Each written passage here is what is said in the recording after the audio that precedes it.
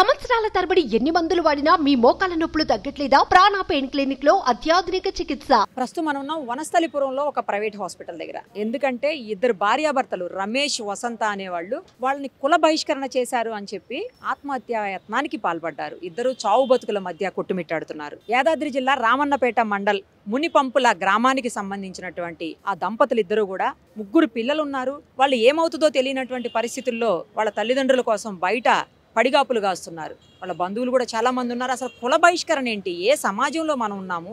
ఏ యుగంలో మనం ఉన్నాము? రాతి యుగంలో ఏమన్నా ఉన్నామా? కాదు కదా. అందరూ చదువుకుంటూ అందరూ సమానంగా అనుకుంటున్నటువంటి ఈ సమయంలో పైగా మనకి రాజ్యాంగమే అందరికీ సమాన హక్కులు ఇచ్చినటువంటి ఈ పరిస్థితుల్లో కుల బహిష్కరణ చేయటం ఏంటి? అసలు ఆ అర్హతను ఎవరిచ్చారు?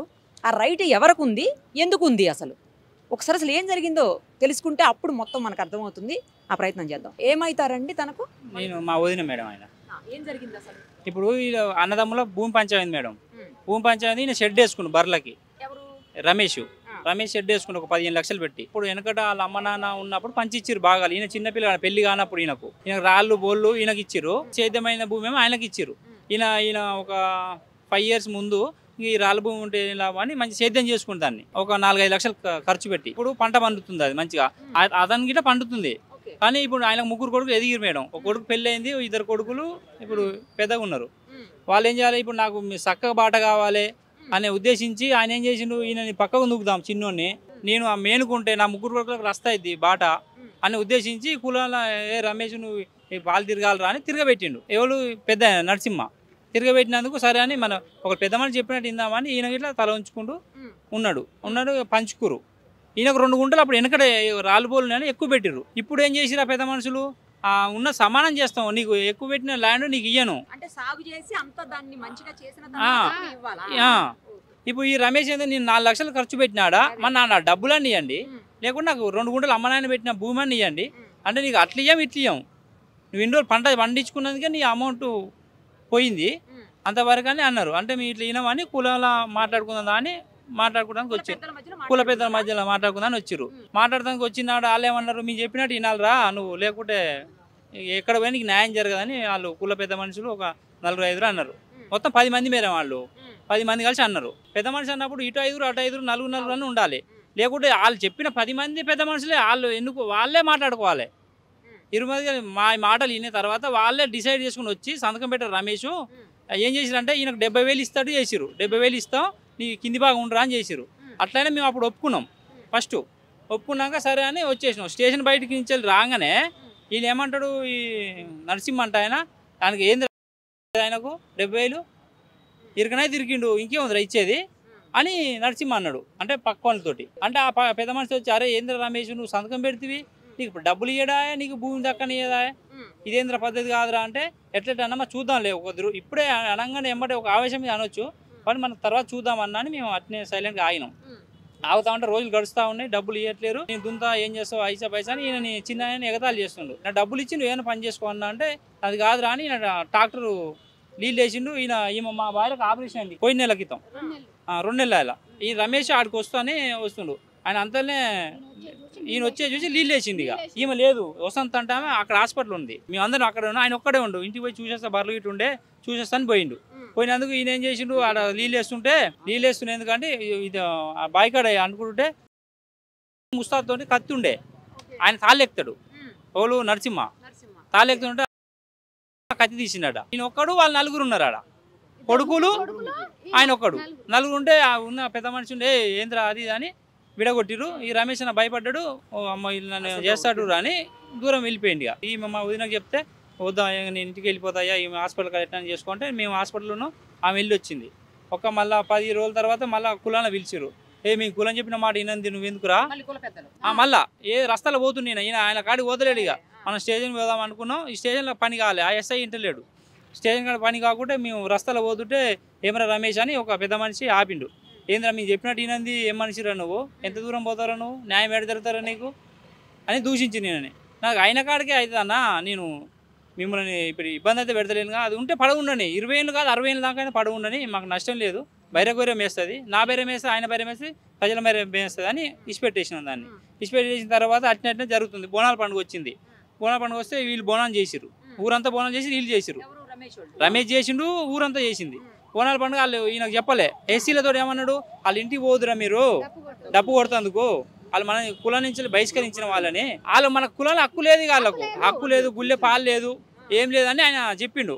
వాళ్ళు అధ్యక్షుడు, గౌడ సంఘం అధ్యక్షుడు. అంటే వాళ్ళు చెప్పినట్టు చేస్తారు కదా, మీరు డబ్బులు ఇచ్చినప్పుడు వాళ్ళు చెప్పినట్టు చేస్తారు కదా. వాళ్ళు వచ్చి మావాడి పెద్దోడేడి ఈయన చెప్పిండు, అదే మనం కూడా మీ ఇంటికి బోనం చేస్తే మేము రాము, డబ్బులు కొడతానికి రామని ఈ అబ్బాయికి చెప్పిండు.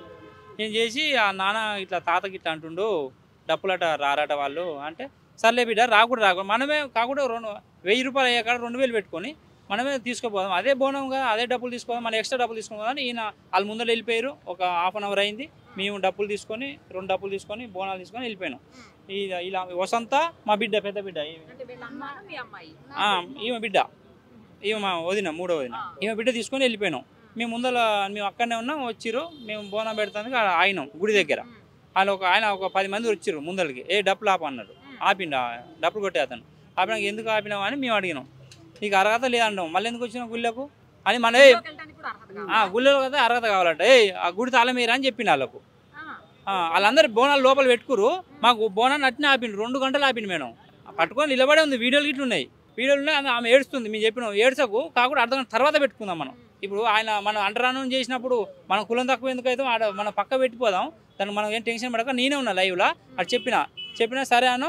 ఆయన గుడి తాళం వేసుకొని పోయిండు. మేము 100 నెంబర్కి ఫోన్ చేసిన, సార్ ఇది ఇట్లా చేస్తున్నానే వచ్చిన ఒక ముసల్మేను, ఒక ఆయన మహేష్ గౌడ ఏం పేరు అంతగా, వాళ్ళిద్దరు వచ్చారు. సార్ మరి తీపి సార్ అంటే చూసి ఒక అర్ధ గంట చెప్పి వాళ్ళని పెద్ద మనిషిని అడిగిండు, మరి తీపి ఏంది ఏం కదా అంటే, వాళ్ళు ఏమన్నారు, నాకు సంబంధం లేదు అని పోలీసు ఆయన అన్నాడు. కానిస్టేబుల్ ఇద్దరు వచ్చి, మరి కులమకారాత లేనప్పుడు ఎందుకు సార్ మరి మీరు వచ్చింది ఏమిటి సార్ అని నేను అడిగిన. ఆయనని అదే నన్ను అడుగుతుంది భయ్, ఎస్ఐని అడిగాడు. ఆయన ఎస్ఐని అడగా ఎస్ఐకి ఫోన్ చేసిన, ఆయన ఫోన్లోకి వెళ్ళి మా రమేష్ అన్న మాట్లాడాడు. ఏంద్రా తాగబోతాడా నీ సంగతి దొరికే నాకు అని ఎస్ఐ అంటాడు. ఇదేం సార్ మీ మాట్లాడింది ఏంది, ఈ టైంకు తాగబోతాడు అంటే ఏం సార్, పండుగ చేసుకుంటే సకాలంగా నువ్వు తాగబోతాడు అంటే ఏం సార్ అని మా అన్న అన్నాడు. సరే సార్ సరే అని మేము అన్న పెట్టి అన్న ఆయనతో మాట్లాడితే ఫలితం దక్కలేదు. ఇలా మనం బోనం ఎత్తుకొని ఇదే బోనాలు తీసుకొని రావణపేట పిఎస్కి పోదాం. పిఎస్కి పోదాం అంటే ఆ కానిస్టేబుల్ అంటాడు, పిఎస్కి రావద్దు మీరు, ఇప్పుడు బోనాలు అక్కడ పెట్టురు అంటాడు. మేము పెట్టాం సార్, ఇట్నే ఉంటాం, తాళం తీస్తేనే లేకపోతే ఇయే బోనాలు తీసుకొని రావణపేటకు వస్తా అని చెప్పిన. అది కాదు ఇది కాదు నాకు సంబంధం లేదు భయ్యగా, మీ ఇష్టం ఏం చేసుకో అన్నాడు కానిస్టేబుల్. సరే సార్ అను పేటకు పోదామని ఇంటి దారి బట్టి ఇంచెల దగ్గర ఒక గుడి ఉంటుంది మేడం, ముందల గుడి ఓ 50-100 మీటర్లు అనుకోరాదు, అందూరం వెళ్ళినాం. అప్పటికి కానిస్టేబుల్ మాకు అని చెప్పిన తర్వాత ఒక అర్ధగంట సేపు అక్కడే ఆగినాం. మళ్ళీ మేము ఆగిన తర్వాత ఆయన వెళ్ళిపోయింది, మీ ఇష్టం ఏం చేసుకో వచ్చి కంప్లీట్ ఇచ్చుకుంటూ బోనం తెచ్చుకుంటూ ఏమైనా తెచ్చుకోమన్నాడు. సరే అన్న మనం పోంపా ఒక ఆటో మాట్లాడుకొని అని చెప్పినాం. ఆటో ఆయన ఫోన్ చేసినాం. ఈయన పోయిండు, అక్కడ ఏమో పెద్ద మనిషితో మాట్లాడుకుంటూ కానిస్టేబుల్, ఈసారి వీళ్ళు ఇంటర్వ్యూ రావణపేటకు వస్తుంటారు, 100 నెంబర్ ఫోన్ చేసిరు, మరి ఇది ఉంటట్టు సార్ అంటే నీ మాట్లాడుతాగురా అని ఎస్ఐ అన్నట్టు వాళ్ళతో. ఎస్ఐ మళ్ళీ మేము ఫోన్ చేసిన అర్ధగంటకు, మేము మాట్లాడిన అర్ధగంటకు మళ్ళీ అర్ధగంట ఎక్స్ట్రా గంట సేపు తర్వాత కానిస్టేబుల్ తాన్సే తీసుకుని వచ్చిండు గుడిది. మరి నువ్వేం తెచ్చినావన్నా, తీస్తే అధ్యక్షుని వచ్చి తీయమను, అదే మేమే పెట్టుకుంటాం. అప్పుడు అర్హత లేదన్నావుగా గుళ్ళు ఎందుకు పోతాందుకు. కానిస్టేబుల్ అన్నాడు మాకు సంబంధం లేదు భయ అని. ఇప్పుడు ఎట్లా వచ్చింది అన్న నీకు అర్హత అని అన్న అంటే, అన్న మాకు తెలియదు భయ, ఆయన ఇచ్చింది మేము తెచ్చినాం అంటే తీదుపా అని అన్న. ఆల్రెడీ కానిస్టేబుల్ ఒక ఆయన బయట ఉంటాడు, ఒక ఆయన పోయి ముందర గేట్ తాళం తీసిండు, గర్భగుడి తాళం తీయలే. గర్భగుడి వెళ్తారు, పండుగ వెళ్తారు, పండుగ రోజు వెళ్తారు, దీపం కూడా పెట్టుకుంటాం మేడం. గర్భగుడి తాళం తీయలే. మరి అదేందన్నా అంటే ఈ కానిస్టేబుల్ చెప్తా, అరే పొప్ప అని సైగ చేస్తున్నాయి ఆయనకు. అన్న నువ్వు తీసిన నా దగ్గర వీడియో ఉంది తీయకు ఇప్పుడు అంటే నీకడే కదా ఈ వీడియో ఓల్దీవన్నా నేను వీడియో అని దురుసుగా మాట్లాడుతుంది. మా వాడిని అదే పెద్ద 3వ వాడిని మాట్లాడు, సార్ ఇది కాదు పద్ధతి, నీకు అర్హత లేదన్నావు, మేము చెప్తే అర్హత, మేము చెప్తే మీకు కులం మూలం కాదు, వాడు కులం మూడని ఎట్లా తీస్తావు సార్ అంటే నాకు ఎస్ఐ చెప్పిండు అబ్బాయి. మనకి ఆ బోనం అయిపోయింది కదా మేడం, పోలీస్ స్టేషన్ పోయినాం. అరే ఏం చేయాలంటే ఒక పెద్ద మనుషులు తీసుకొని పోయినాం మేము. సార్ మరి గిది రాత్రి జరిగింది గిది ఈ సంగతి అంటే ఏం చేయాలరా అంటే మా వదినని రాత్రి తిట్టినావు కదా సార్, ఇది కాదు పద్ధతి గిది అని చెప్పినాం. అరే నా దగ్గర అన్ని వీడియోలు ఉన్నాయిరా, మీరే పెట్టినారట బోనాలు, మరి మీరు పెట్టినారు మేము పెట్టినా కదా అన్ని నా దగ్గర మా మీదకి రివర్స్ అవుతుండు. అది కాదు సార్ మా దగ్గర ఎవిడెన్స్ 9:21కి 8:21కి ఆయన తాళం వేసుకుండు, 9:24కు తాళం ఓపెన్ చేసిండు. సార్ ఇది మా దగ్గర ఉంది వీడియో అని చెప్పించిన నేను నైటు. అంటే నీకాడ ఎక్కడ అంటే తీసింది నేనే సార్ ఆడా, నేనే అంటే నువ్వు అన్నాడు. మా వదిన మా సడ్డకుడు సార్ అని చెప్పిన. సరే అన్నాడు, నీకు కేసు చేయాలంటే 3 సార్లు అన్నాడు. ఏం చేయాలంటే నేనేం చేయాలని చెప్తా సార్, నువ్వు పెద్ద మనిషిగా నువ్వు ఏం చేస్తావు చెప్పు సార్ అని నేను అన్నా. సరే నీ కేసు కడతా పో అన్నాడు. కేసు కడతాడు. సరే మీరు వెళ్ళిపోర్రా, ఇక వెళ్ళిపోరు, ఇంకా రాకురా అన్నాడు. సరే మేము ఇంటికి వెళ్ళిపోయినాం, అయిపోయింది. వారం రోజులు గడిచింది మేడం, కేసు కట్టలే. పెద్ద మనిషి తీసుకుని మళ్ళీ పోయినాం, ఎస్ఐ లేడు. మళ్ళీ ఒక 2 రోజులు మళ్ళీ పోయినాం, మొత్తం 14 రోజులు గడిచింది. ఎట్లే ఏమైందని మళ్ళీ లాస్ట్ నాడు పోతే, అరే ఆల్రెడీ కేసు కట్టినా, నువ్వు వెళ్ళిపో, మళ్ళీ 6 నెలలకు ఇది కోర్టుకు పోవాలి, కేసు ఎఫ్ఐఆర్ కోర్టుకు పోయి వస్తుంది, అప్పుడు నీకు చెప్తాంరా ఏమన్నా మాకు కట్టినట్టు అది రిసిప్ట్ సార్, మాకు పిటిషన్ ఇచ్చినట్టు అని చెప్పిన నేను. ఇది ఇచ్చేది కాదురా, ఆల్రెడీ కోర్టుకు పంపినా, వస్తుంది పో అని, నీకేంగా టెన్షన్ పడకు, 6 నెలలు నువ్వు ఇంటికి పో, పండుకోపో అది అని మాట్లాడిండు. సరే అని మేము 6 నెలల దాకా ఆగితే మనకు తెలియదుగా మేడం ఇవన్నీ ఉంటాయని మేము ఇంటికి వెళ్ళిపోయినాం. ఆయన ఏం కేసు కట్టలే, ఏం చేయలే. మొన్న ఇది కులం అందరు కలిసి ప్రతి ఇయర్కి ఒకసారి గౌడ సంఘం అందరు కలిసి కూర్చుంటారు, తాళ్ళు పంచుకుంటారు. అంటే తాళ్ళు ఎక్కేటోళ్ళు ఉంటాయి. మళ్ళీ ఈయన మా అన్నకు పాలు అయితే ఉంది కదా, గుళ్ళె పాలు ఉంది, మా పేరు కూడా ఉంటుంది ఆడ గుడి పైన, వీళ్ళ నాన్న పేరు, వీళ్ళ నాన్నలో తాత పేరు, ఆయన తాత పేరు ఉంటే ఆ శిల్పం తీసేయమని చెప్పిండు మా అన్న. అది శిల్పం తీసేయరా, నాకు అర్హత లేనవుగా, నా అయ్య పేరు ఆ శిల్పం మీద ఉందా, తీసేసి మాట్లాడరా అన్నాడు. ఏం తీసేస్తాం, అది తీసేయమని వాళ్ళు మాట్లాడుతారు. సర్లే అని మేము ఊకున్నాం. మనం కులం పంచాయతీ నాడు పోయిరు కులానికి, నా పాలు నాకు ఉంటుందిగా అని పోతే, నీ కులంలో ఎక్కదా ఇంకా పాలు, ఆయనే తీసేస్తుంది, మళ్ళీ నీకు అర్హత ఎక్కడదని వస్తున్నావురా నువ్వు అని ఇట్లా న్యూసెన్స్ ఆడ బాగా జరిగింది. ఇక బాగా వాళ్ళకి వీళ్ళకు జరిగింది. జరిగితే ఇక వీళ్ళు ఇంటికి వచ్చేసారు. ఇక ఇచ్చిన పిటిషన్ వాపసు తీసుకోవాలి నువ్వు, ఇక మేము వాళ్ళు చేసిన తప్పులన్నీ ఒప్పుకోవాలి. ఇప్పుడు ఒప్పుకుంటే ఏదైనా చేస్తాం, ఒప్పుకోకుంటే నీది ఇక నువ్వు ఎక్కడ పోయినా నీకు న్యాయం జరగదు, ఇది చేయని చెప్పిండు ఆయన. కాలు పట్టుకో, చేలు పట్టుకోవడం తప్పు చేయనప్పుడు కాలు ఎట్ట పట్టుకుంటాం మేడం, చేసింది వాళ్ళు తప్పు. వాళ్ళ కొడుకు చిన్న కొడుకు వాళ్ళు ఎయ్యిరా చెయ్యిరా అని వాళ్ళ కొడుకులు 3 ఉంటారు. ఇక వాళ్ళు అందరు ఎగబడి తాపించి తినిపించి వాళ్ళతోటి ఈయనని అటాక్ చేద్దామని అప్పటి రాత్రి ఈయన మేమేమి ఇక ఫోన్ చేయలేము. మేము ఇక ఇంకో వీళ్ళ మనవరాలకి బిడ్డకు కొడుకు పుట్టిండు, ఆయన హాస్పిటల్లో ఉండు. అన్న రేపు ఉదయం 1 తారీఖు 2 తారీఖు పిల్లలు బండి చాలా అయితే బంద్ అవుతుంది, ఆ రోజు పోదామన్నా అంటే సరే తినని పోదామన్నాడు. అంతవరకు మాకు తెలిసింది మేడం. నైట్ 1 ఈయన మంచిగా ఉన్నా అనుకున్నాం, మన ఈ సిచ్యువేషన్ ఉందని మనకు తెలియదుగా. మేము 28కి ఫోన్ చేసినాం, 29కు 30కి చేయలే. లోపల ఇక బాధ ఉంది కానీ మాకు చెప్పట్లేడు. సరే అన్నాడు, ఓకే అని మేము పోదాం అనుకున్నాం. తెల్లారి ఫోన్ చేద్దాంలే, రేపు స్కూల్ పిల్లలు వస్తారుగా, వచ్చిన అందరం పోదామని మేము అనుకున్నాం. కానీ నైట్ వరకు ఇది జరిగిందని మాకు తెలియలే. మాకు ఈ అబ్బాయి ఇది వర్షం కొట్టేది మందు, ఇద్దరు తాగాడు, పడిపోయిండు. పడిపోతే వీళ్ళు హాస్టల్ ఉంటారు మేడం. ఇప్పుడే ఇది తీసుకొచ్చిన ఈయన హాస్టల్ ఉంటాడు నారకడపల్లిలో. పెద్ద వీళ్ళిద్దరేమో ఇక్కడ పటాన్చేరు దగ్గర పాచి మైలారం అని ఉంటుంది, వాళ్ళిద్దరే ఉంటారు ఇంటికాడ. ఒక 10 బర్రెలు ఉండే ఈ లొల్లి కన్నా నాకెందుకు కానీ ఆ బర్రెలు ఒక 4-5 అమ్మిండు. ఇప్పుడు 7-8 ఉన్నాయి. ఆ బర్రెలకు అది దాన్ని చూసేటోళ్ళు చేసేటోళ్ళు ఇప్పుడు ఆ తాళం వేసే ఉంది. అది అది అక్క, మా అక్క, మా బావ.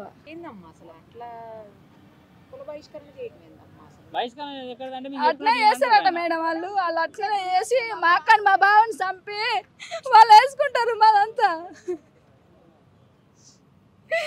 ఏ పిల్లలు ఆదికి రాలే మాకు.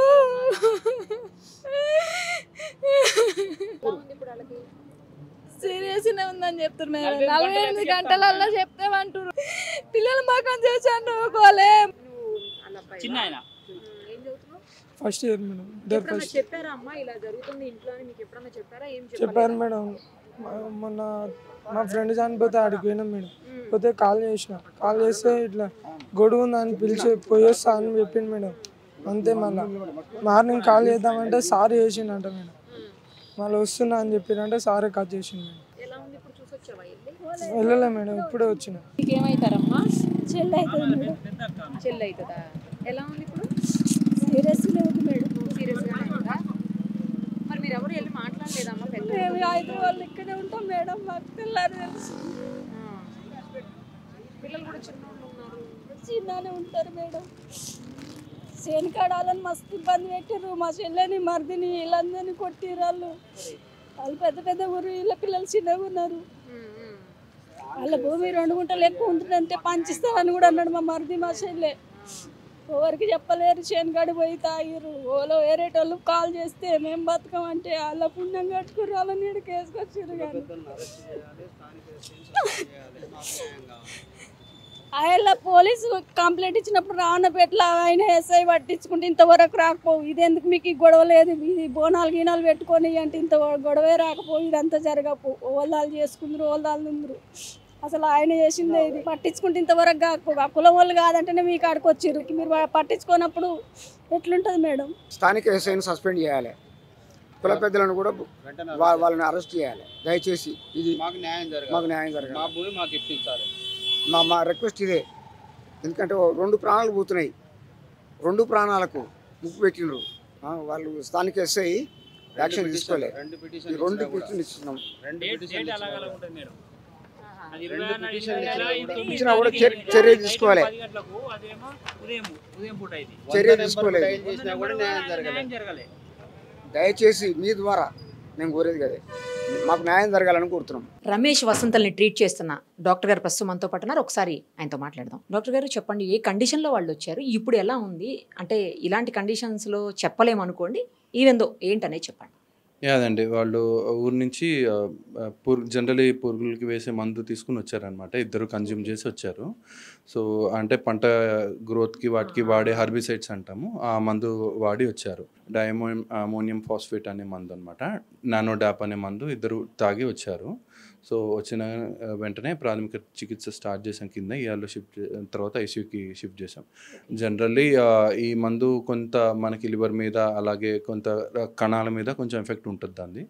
సో ప్రస్తుతానికైతే అబ్జర్వేషన్లో ఉన్నారు. ఇద్దరు వైటల్స్ పరంగా అయితే బీపీ కానీ హార్ట్ రేట్ కానీ అవన్నీ బాగానే ఉన్నాయి. హస్బెండ్ కొంచెం లివర్కి సంబంధించిన ఎంజైమ్స్ ఎలివేటెడ్గా ఉన్నాయి. వైఫ్ కొంచెం రక్తం ఆల్రెడీ ముందుగానే తక్కువ ఉన్నట్టుగా ఉంది. ఫస్ట్ కొద్దిగా అబ్జర్వేషన్ చేయాలి. ఈ హిమోగ్లోబిన్ వీటిలో ఏమైనా తగ్గుతున్నా, లివర్ ఎంజైమ్స్ ఏమైనా పెరుగుతున్నా దానికి తగ్గట్టుగా ట్రీట్మెంట్ కొంచెం మార్పులు చేర్పులు చేసుకోవాలి. అవునండి, జనరల్లీ ఈ హర్బిసైడ్స్ ఇవి మామూలుగా గుళికలు ఇలాంటివి అంటాం కదా, అంత ప్రమాదకరంగా ఉండవు, కొద్దిగా మెరుగయ్యే అవకాశం అయితే ఉంది. బట్ ఎనీహౌ ఈ 2 అవయవాలు ఎఫెక్ట్ కాకుండా ఉంటే మెరుగైన ఫలితాలు ఉంటాయి. అది 48 hours తర్వాత తెలుస్తుంది. అవును, ఖచ్చితంగా. అదైన తర్వాత కూడా మళ్ళీ ఏమైనా రికరెన్సీ ఉంటుంది? ఏముండదండి. ఎనీ డ్రగ్ ఇవన్నీ కూడా మనకి body will send it out, మన లివర్ కానివ్వండి కిడ్నీ కానీ బయటికి పంపించేస్తాయి అన్నమాట. అంటే కొన్ని చోట్ల వింటుంటాం కదా, అలా అయిన దీర్ఘకాలిక ఎఫెక్ట్స్ ఉన్నట్టుగా స్టడీస్లో అయితే నిరూపణ కాలేదు వీటికి. అంటే కొంత రికవరీ అయిపోయి బయటకు వచ్చాక కూడా మళ్ళీ ఇన్సిడెంట్స్ విన్నాం కొన్ని. అవి మీరు అనేది ఆర్గానోఫాస్ఫేట్ కాంపౌండ్ పాయిజనింగ్స్లో ఉంటుంటాయండి. జనరల్లీ నరాలు ఎఫెక్ట్ అవ్వడం కానివ్వండి, కొంచెం వీక్నెస్ కానివ్వండి, ఊపిరితిత్తులకు శ్వాసకు సంబంధించిన ఇబ్బందులు, ఇవన్నీ ఆర్గానోఫాస్ఫేట్ కాంపౌండ్స్ గుళికలు అట్లాంటివి అంటాం కదా, అలాంటి వాటిలో ఉంటాయి. వీటిలో పెద్దగా స్టడీస్ కూడా అంత ప్రమాదకరంగా దీర్ఘకాలిక ఏమైనా ఇబ్బందులు ఉండేటట్టుగా అయితే ఏం లేవు. ఏదైనా తెలియాలంటే అవుట్ ఆఫ్ డేంజర్ అనేది తెలియాలి, మనకు ఒక మినిమం 48 hours అండి. సుమన్ టీవీలో మీ పర్సనల్ అండ్ బిజినెస్ ప్రమోషన్స్ కోసం కింది నెంబర్కి కాంటాక్ట్ చేయండి.